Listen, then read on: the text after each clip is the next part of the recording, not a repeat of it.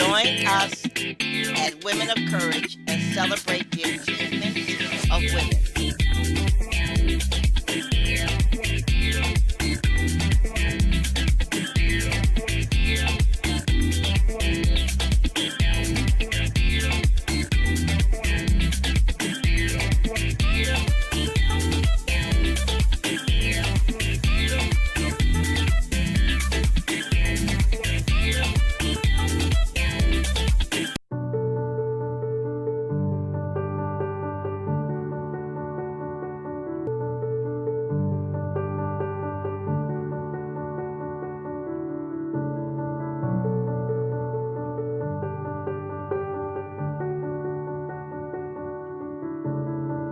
Today, I choose love. From my past, my future, to my family and friends, I choose love. With everything we've got going on in the world today, all the hate and negativity, love is all we have, and it's all we need. If you can start each day with love, you will watch your world change. But the time is now to forgive, to forget, to move on. Do this and your perspective will change. If I know one thing, I would rather live in a world with love and openness than a world full of pain. And it's our choice to believe in something bigger than us. One world, one people, one love.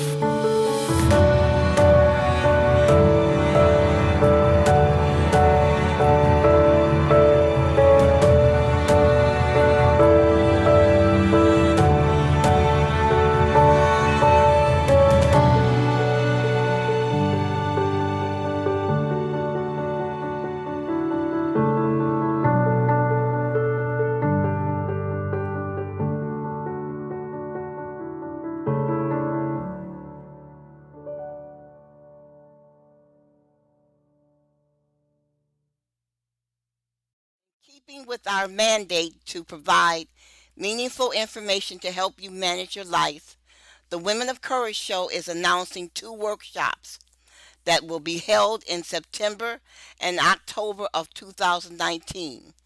Please put these dates on your calendar. The dates are September 14th and October the 5th.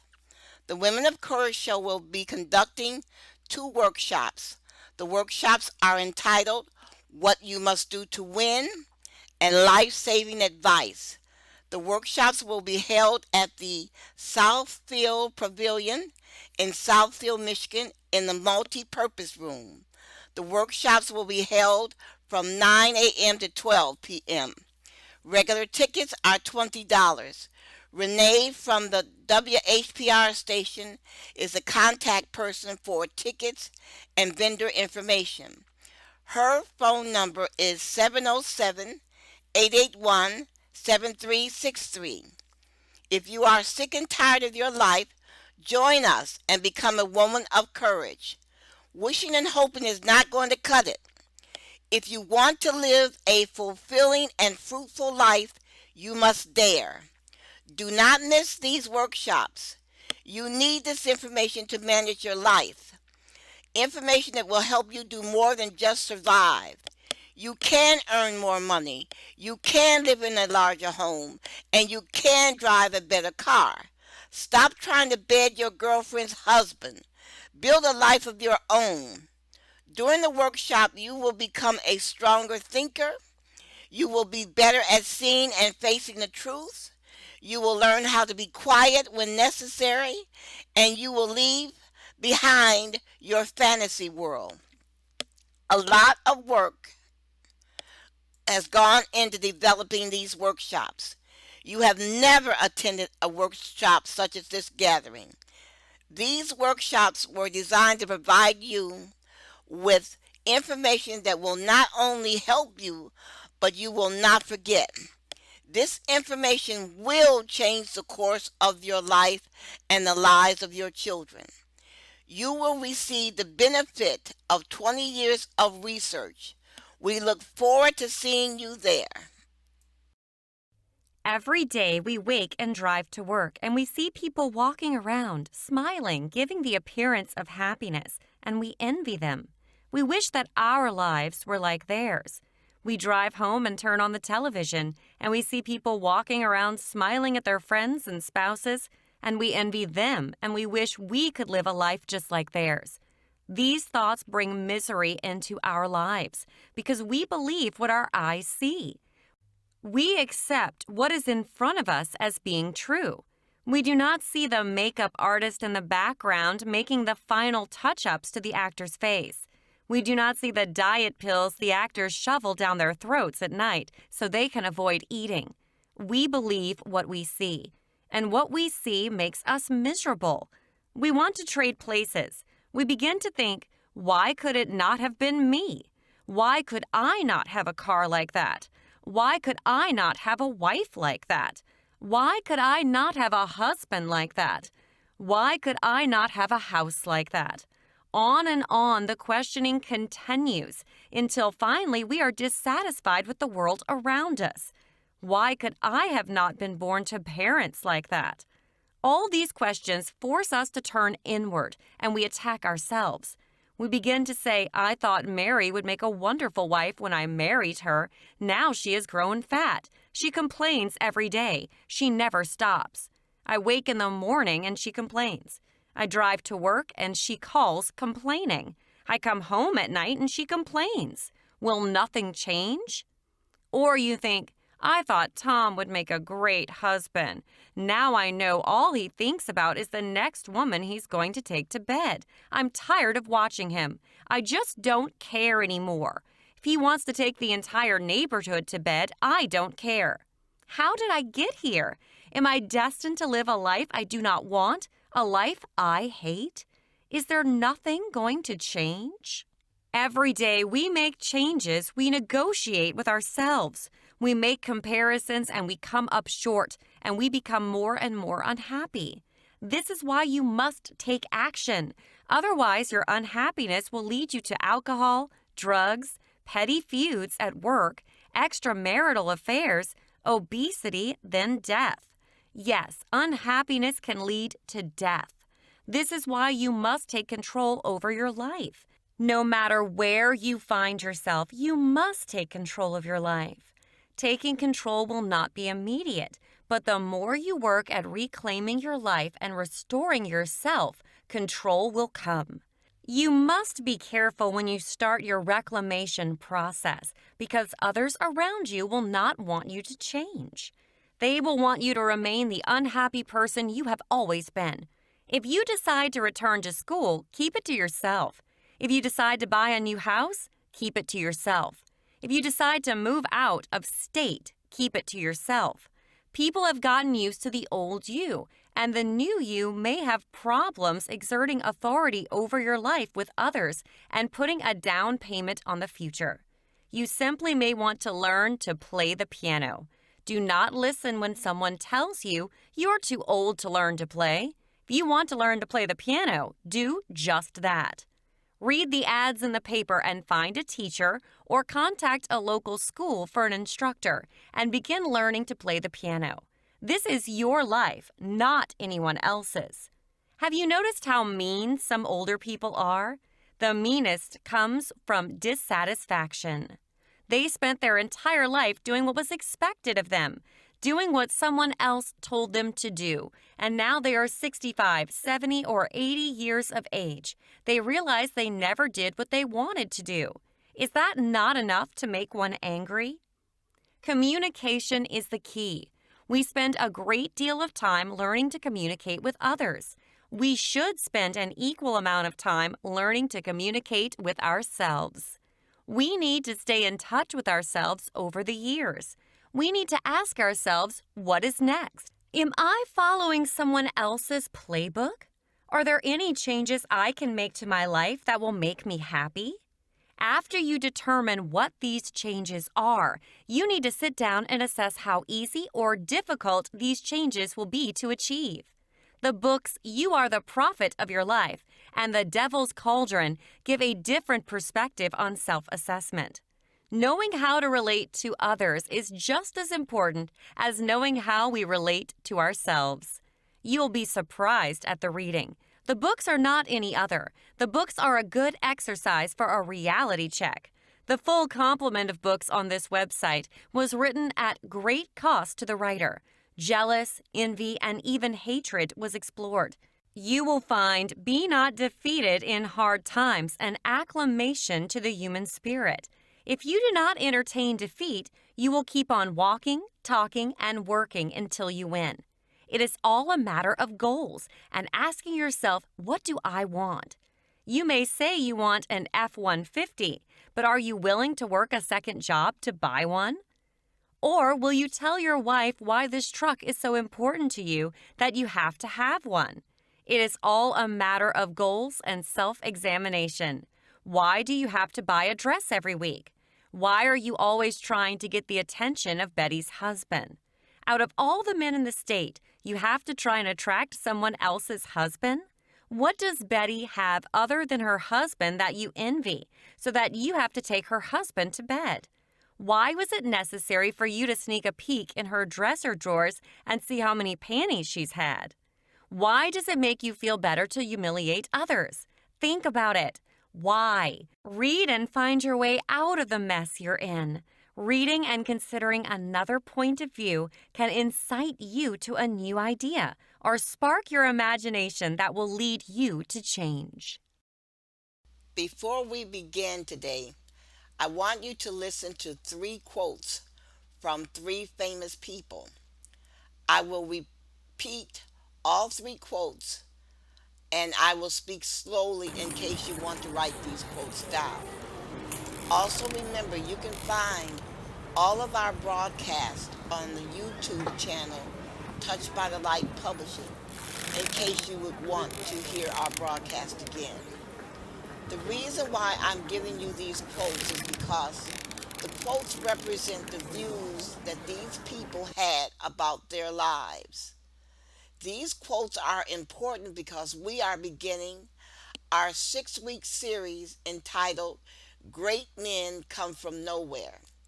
And we all know that men become great because of what they believe. Their performances are not necessarily expected. Now, consider what these 3 people had to say. The first quote is from Betty Davis.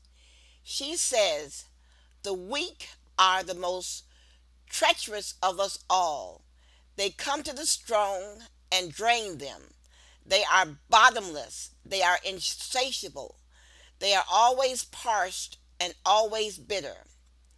They are everyone's concern, and like vampires, they suck out life's blood." Again, the weak are the most treacherous of us all. They come to the strong and they drain them. They are bottomless. They are insatiable. They are always parched and bitter. They are everyone's concern, and like vampires, they suck out life's blood. The second quote is by Muhammad Ali. "I was born for everything I'm doing now." Again, I quote. Muhammad Ali said, "I was born for everything I am doing now." The third quote is by a psychiatrist, Thomas Szasz. He says, "People often say that this or that person has not yet found himself. But the self is not something that one finds. It is something that one creates." I'll say it again. People often say that this or that person has yet found himself. But the self is not something that one finds. It is something that one creates. As we discuss the 3 men in the next upcoming 6 weeks, please remember these quotes, especially the quote that says that self is not something that you find. Self is something that you create. For the next 6 weeks, we are going to discuss how 3 men won at life. 2 of the men are still alive. For one man, the men and women in his generation not only loved him, they adored him. He was their champion, he was their mouthpiece. This man was a hero and he was a leader. I am going to let you listen to 2 of his speeches. You tell me who this man is. Give me his name. Children from 2 continents chanted his name. I want to say something right here. This might make you all think. Life is not really long. Let's say the average person 30 years old. If you're 30 years old, you are not but about 7 years old. How can I prove it? Add up all the 7, 8, 9 hours you slept for 30 years. Out of 30 years, add up all the nights, last night when you went to bed and woke up this morning, you don't remember a thing.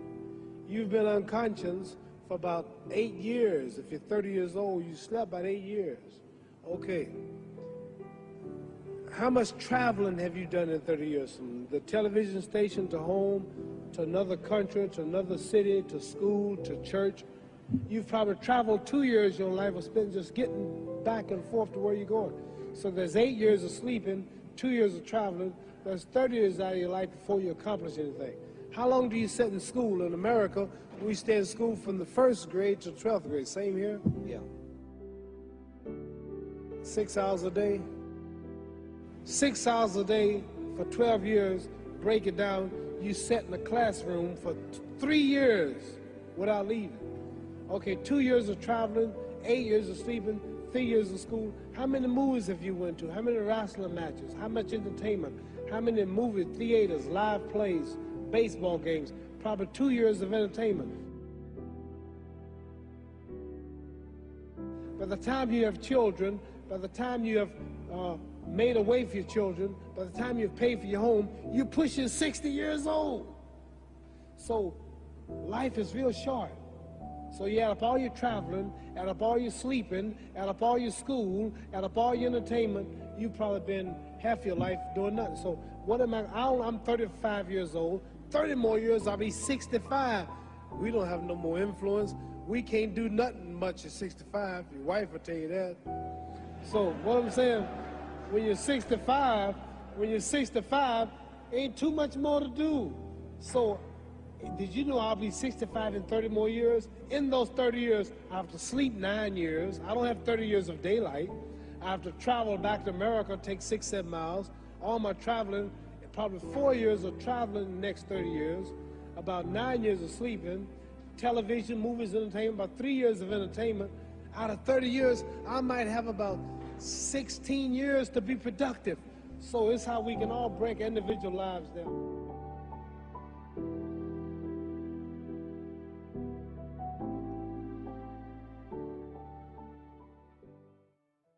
Things are getting much better, but I always wonder when I went to church on Sundays. I've always been one to, I'm not just a boxer. I do a lot of reading, a lot of studying. I ask questions. I travel these countries. I watch how their people live, and I learn. And I always ask my mother, I said, Mother, how come is everything white? I said, why is Jesus white with blonde hair and blue eyes? Why is the Lord's Supper all white men? Angels are white. Pope and Mary and even the angels. I said, Mother, when we die, do we go to heaven? She said, naturally, we go to heaven. I said, well, what happened to all the black angels they took the pictures?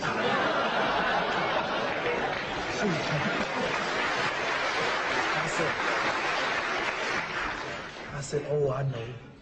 If the white folks was in heaven too, then the black angels were in the kitchen preparing the milk and honey. I said, listen, you quit saying that, boy. I was always curious.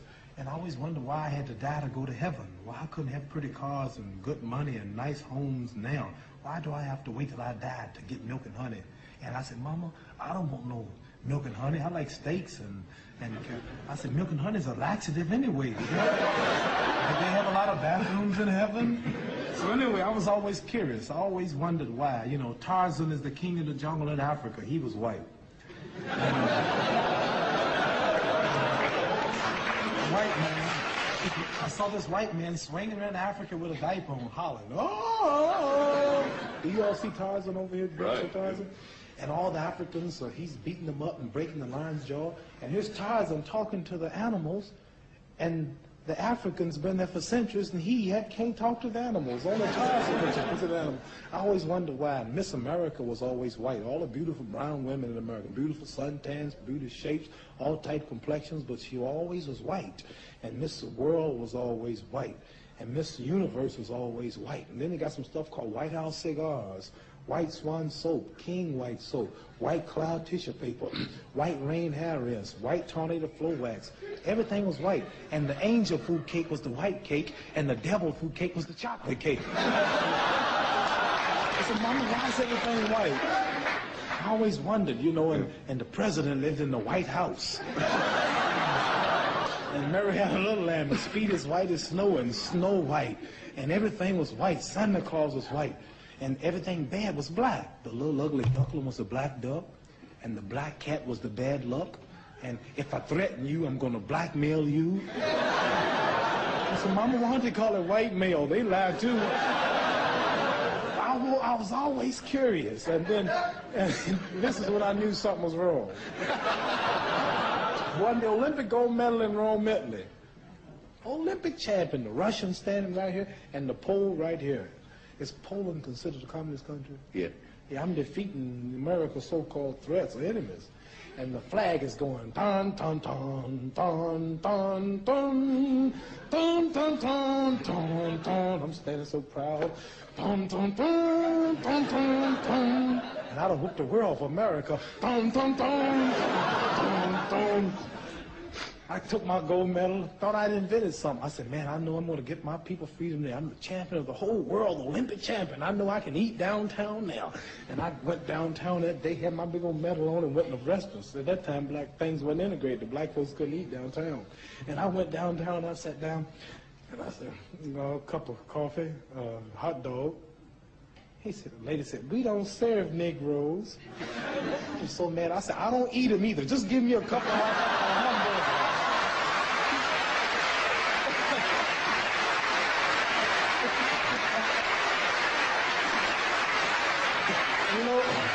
I said, I'm the Olympic gold medal. 3 days ago, I fought for this country in Rome. I won the gold medal, and I'm going to eat. The manager, I heard her tell the manager, and he said, well, I'm not the man. Now he's got to go out. Anyway, I didn't raise no money. They put me out.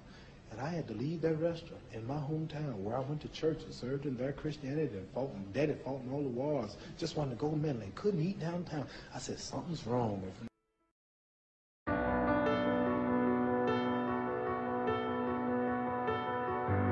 You need to live life with a purpose. You need to spend the time needed to explore, to find your true passion. There are so many unhappy people in this world not willing to make a change. There are so many unhappy people not focusing on the big picture. 1 out of 3 people are happy with their lives. Think about that for a second. 70% of the people you see every day are not happy. And the majority of that has to do with purpose. People are programmed, wired to be okay with the minimum. People stay in jobs they're not passionate about. They date people who don't support them, hang out with people who don't help them grow. This can't be you. You need to spend the time to discover what your true calling is. What are you passionate about? What do you see yourself doing to make your mark? Are you in a job right now that you're truly happy with? Do you wake up every morning excited to start your day? If not, that's okay. You know now this isn't fulfilling you. But what are you gonna do about it? Are you willing to make a change to help reach your goals? If you are, it needs to start now. Because this won't happen overnight, finding your true calling. But once you do, you will see how everything changes. You will begin to see the quality of your life increase. All those problems you had, they slowly fade. You begin to see how powerful life is with a purpose. Did you identify the voice? Yes, the voice was that of Muhammad Ali. To the world, he was the greatest. He was not the greatest because he proved he was the greatest. He is the greatest because he told the world he was the greatest. He told the world this over and over and over again. They believed it before he demonstrated he was the greatest. Because remember, he said he was the greatest way before he had other bouts that he won. As I continue, please listen to everything this man said. He was not just a boxer, he was a spokesman. He was an eloquent statesman. Muhammad Ali was a man who could speak for himself.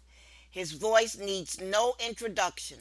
Muhammad Ali was the heavyweight champion of the world. Muhammad Ali was born Cassius Clay Jr. He changed his name in 1964 after joining the Nation of Islam. He was one of the greatest sporting figures of the 20th century. He was an Olympic gold medalist and the first fighter to capture the heavyweight title 3 times. Ali won 56 times in his 20-year professional career. He was born in 1942 and he died in 2016. He stood 6 feet 3 inches tall. Muhammad Ali appeared on the cover of Sports Illustrated 38 times, second only to the basketball great Michael Jordan.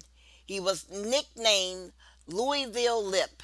When Muhammad Ali was 18, he won 2 National Gold Glove titles, 2 Amateur Athletic Union national titles, and 100 victories against 8 losses. After graduating high school, he traveled to Rome and won the light heavyweight gold medal in the 1960 Summer Olympics.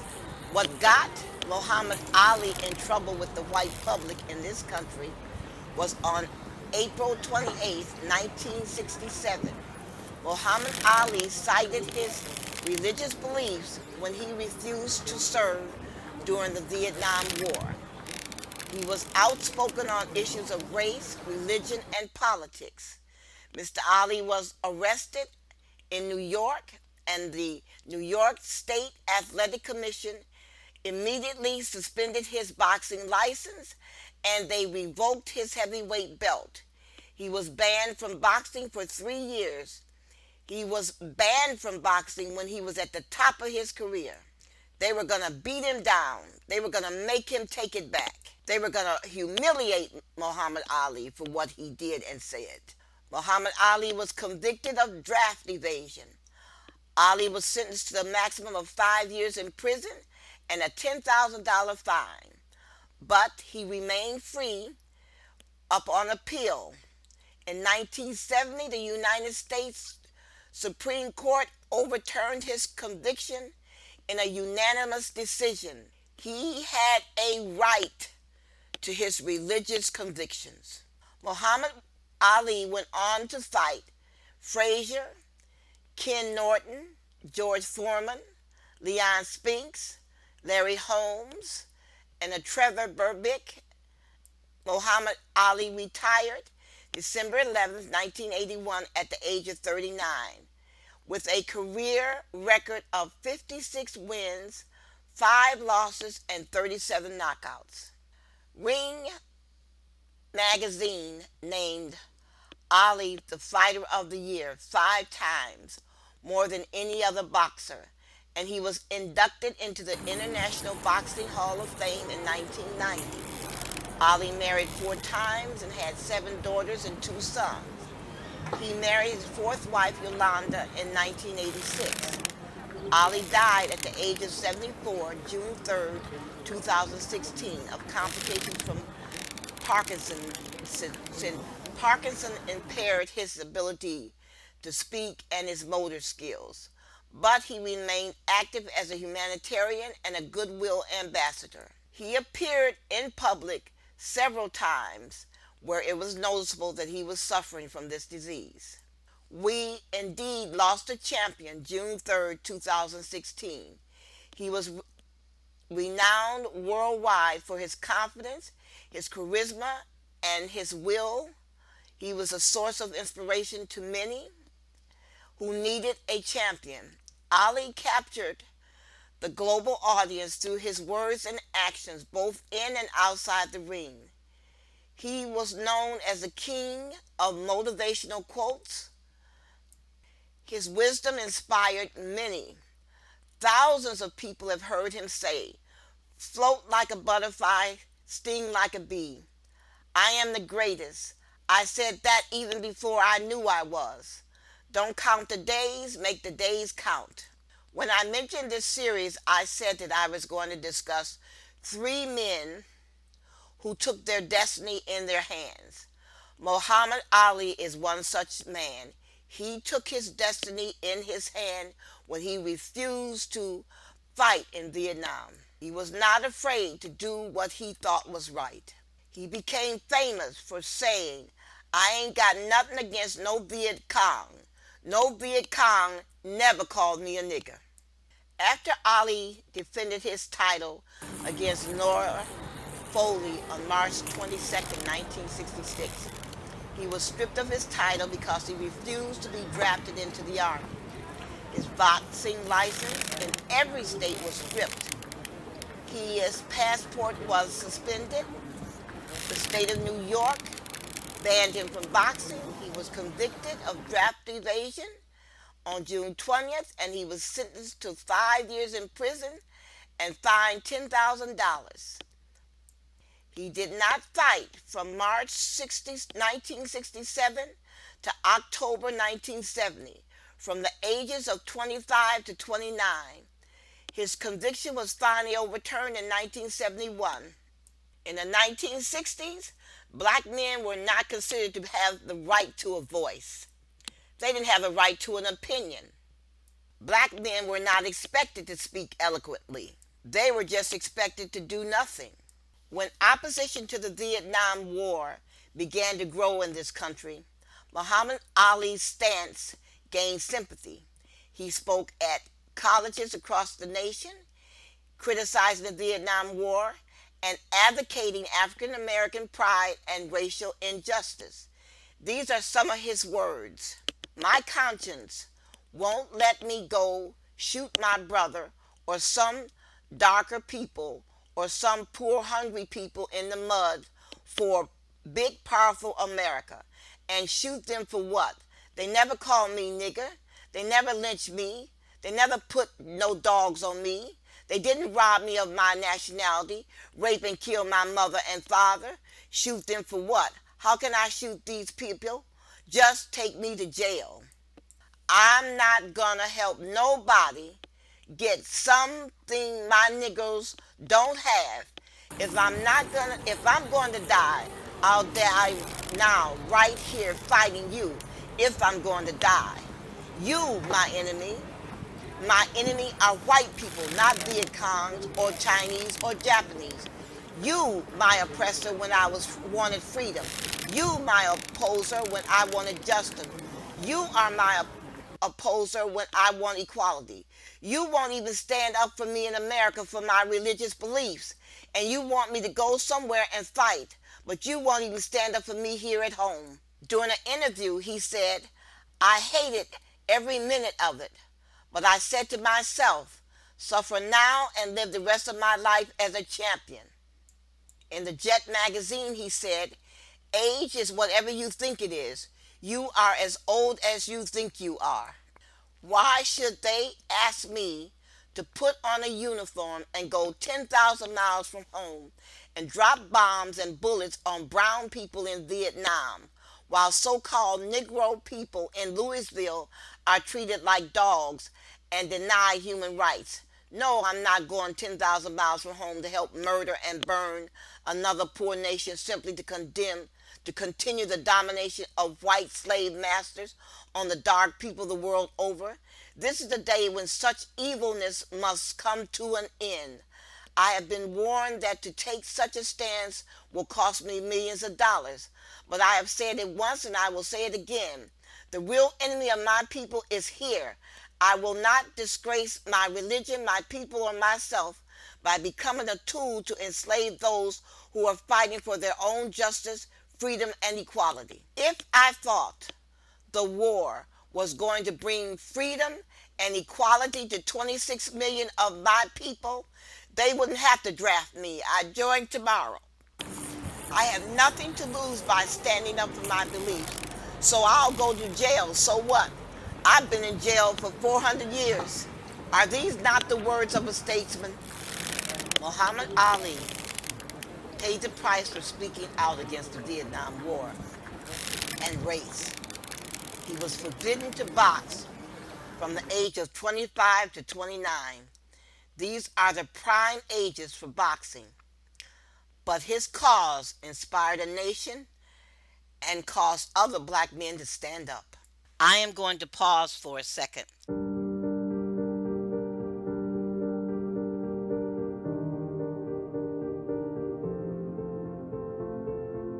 What we need to focus on now is bringing positive energy into the world. The energy that we project every day is the same energy that we get back. We've all seen those people that can walk into a room and they glow. People want to be around them. People feel better being in their presence. That's the energy that we need to create. And once we learn how to do this, our life will be filled with greatness. We will attract that positive energy. And how we do this is by changing our outlook, leading every day with gratitude, thankfulness, optimism.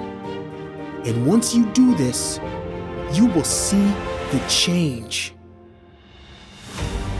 I want you to take a moment and close your eyes. Think about everything positive in your life.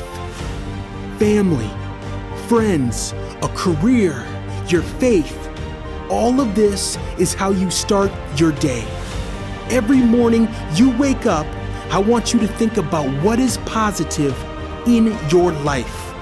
I want you to list 10 reasons of why your life is amazing. And once you do this, you will see the change. You will be the change. You will begin to attract life's blessings. Lead with gratitude. Be thankful. And think positive.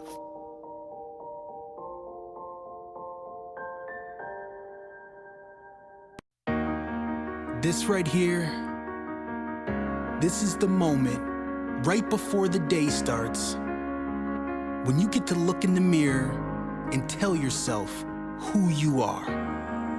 Now, you've been through some dark days. I believe that. But all that pain and struggle, that made the person you're looking at now. So when you walk out of these doors today, I need you to believe in yourself. I need you to believe you are the strongest person walking this planet. They don't know what you've been through. They don't know the grind it took for you to be here. So when you leave here today, I need you to show them.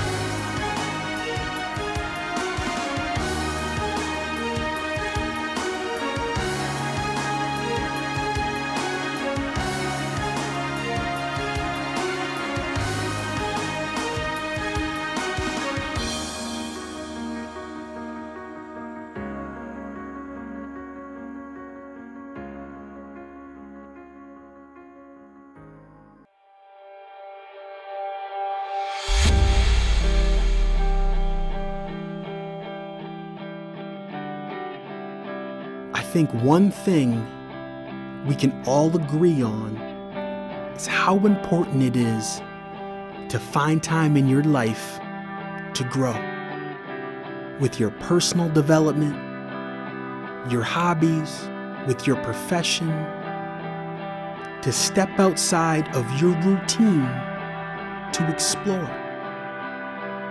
We cannot grow. We cannot expect change unless we are willing to try something new. And that's what I want you to focus on right now. Are you willing to step outside of your comfort zone? Are you willing to try something new regardless of the outcome? Because even when you try and you might not succeed, you still grow from the experience. That's what life is about. Being comfortable even when you're not comfortable. And I promise you, once you start to take those chances, you will begin to attract new opportunities into your life. But trust me, this step is never easy. But what you need to focus on is the end result. Are you content with staying the same, or are you looking for growth? Are you looking for change? Are you looking for opportunity?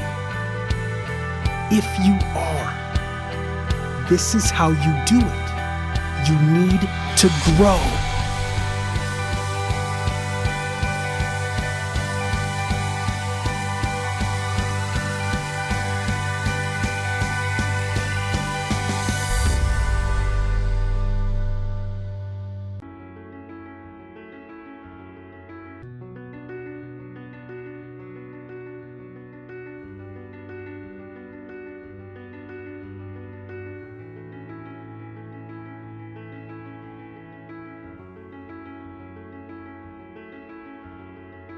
Having a goal or a plan to accomplish something isn't enough. You need to dig deeper than that. You need to tap into your subconscious to begin to reprogram your mind. And you do this through positive affirmations. Short statements that you repeat every day, regardless of your goal, how big or little. Whether your goal is to make more money, be a better boyfriend or girlfriend, or find a better job, whatever your goal is, you need to come up with short, positive statements about that goal and repeat it each morning. Start by doing this for 5 minutes. And once you begin to do this, you will start to see how the subconscious and conscious mind can work together. You have the potential to do amazing things. And through positive affirmations, you start to build that confidence. Think of all the goals that you've made in the past. Think about the mindset you were in at that moment. It was one of confidence and control. I will be successful in my job. I will make my next promotion. I will meet the love of my life. These are words of affirmation. Now tell me, what are your words? Please pay close attention to this information because thousands and thousands and thousands of people suffer because of low self esteem. It is keeping them from winning, it's keeping them from being happy, and it's also keeping them from dealing with bullies in their lives. When you have low self esteem or negative self esteem, you put little value on your opinion or on your ideas. You focus on your weaknesses, what you perceive as weaknesses, and your thoughts, and you give little credit to your skills and assets. You believe that others are more capable or successful than you. probably have difficulty in accepting positive feedback. You might fear failure, which can hold you back from exceeding at work or at school. When you have healthy self esteem, this means you have a balanced view of yourself. For instance, you have a good opinion of your abilities. You recognize your flaws, but you also recognize what you're good at doing. When self esteem is healthy and grounded in reality, it's hard to have too much of it. Boasting and feeling superior to others around you is not a sign of too much self esteem. It is more likely that you feel insecure and you have low self. You boast because you do not want people to recognize what you think are flaws in your personality. When you value yourself and have good self esteem, you feel secure and worthwhile. You have positive relationships with others and you feel confident about your abilities. You are also open to learning and open to feedback, which can help you acquire and master new skills. When you have healthy self esteem, you are assertive in expressing your needs and opinions. You're confident in your ability to make decisions. You are able to form secure and honest relationships and are less likely to stay in unhealthy relationships. You're realistic in your expectation and you are less likely to be overcritical of yourself or others.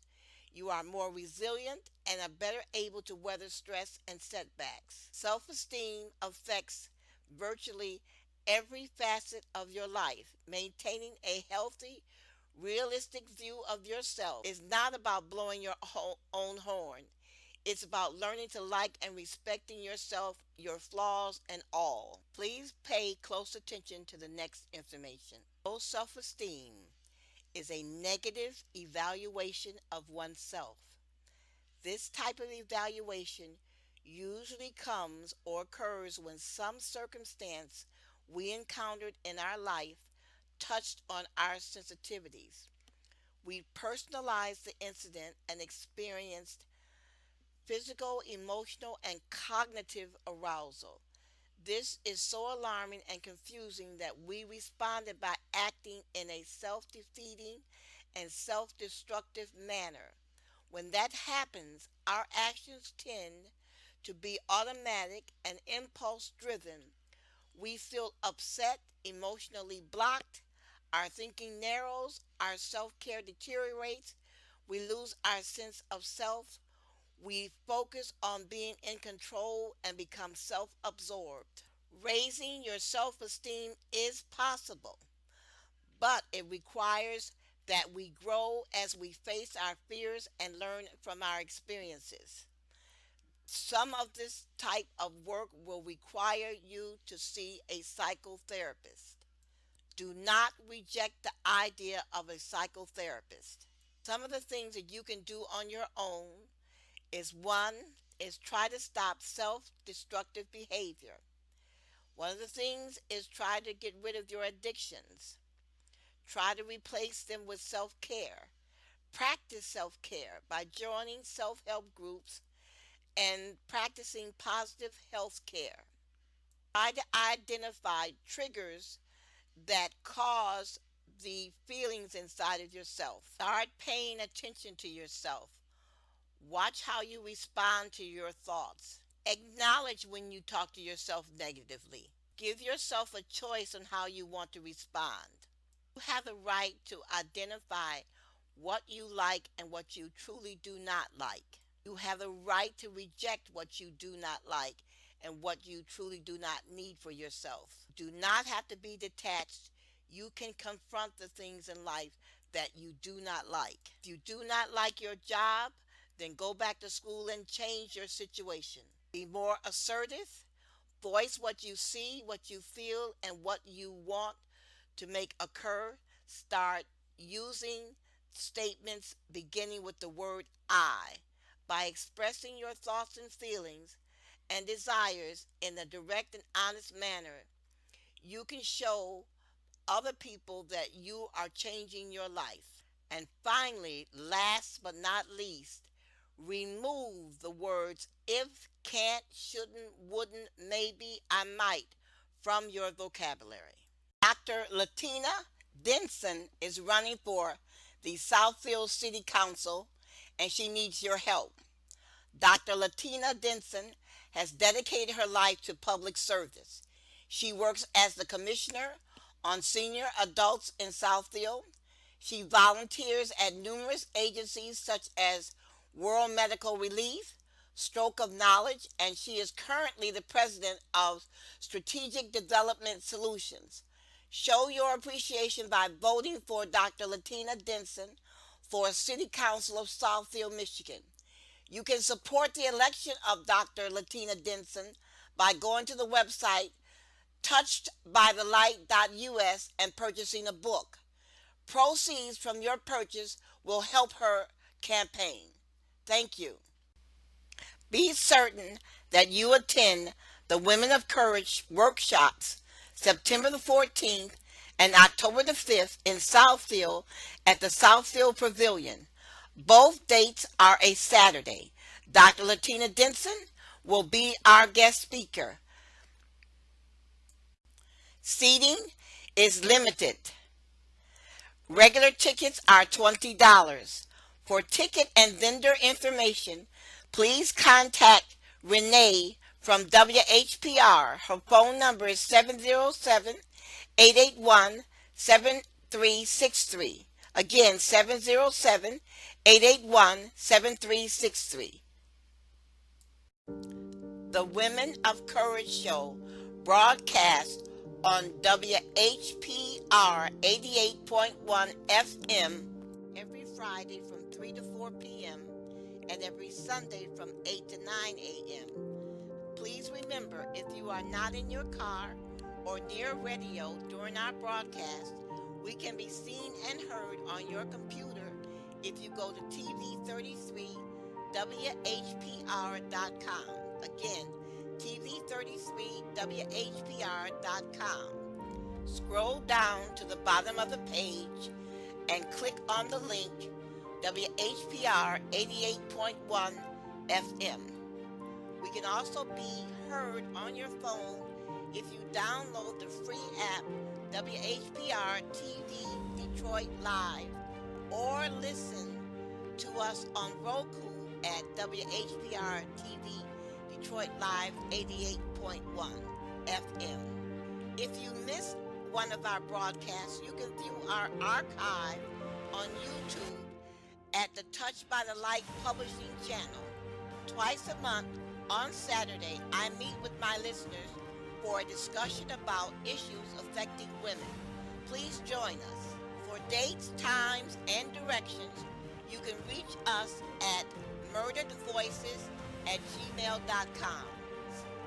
Do not forget the dates September 14th and October 5th. Both of these dates are a Saturday. Rather than conduct our regular Saturday meetings, the Women of Courage Show is holding 2 workshops at the Southfield Pavilion in the multi-purpose room. The regular tickets for these events are $20. You can contact Renee of WHPR at 707-881-7363 for tickets and more information about the event and the vendor opportunities. This is going to be a spectacular event. You will not forget this experience. There is only one person in this state that can give a workshop like this. The last time she gave a workshop, it was for the Association of Black Social Workers at the Center on Woodward.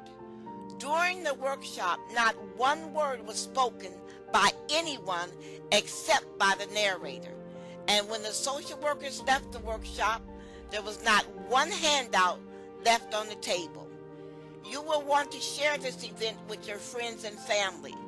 Bring your business cards to share. The Women of Courage Show encourages women to respect other women and to support women in business. It is only when we work together that we win.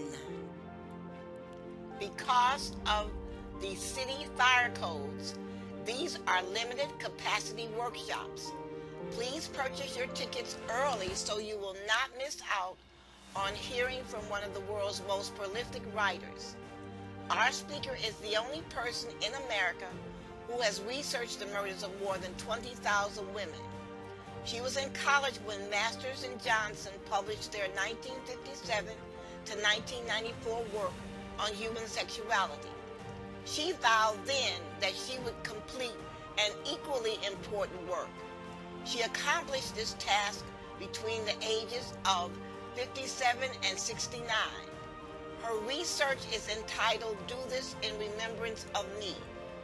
You will want to hear what this woman has to say. Remember, Renee of WHPR TV 33 can help you with tickets. God bless and keep believing. The best revenge against your enemy is for you to succeed. Dear listeners, help us save a life.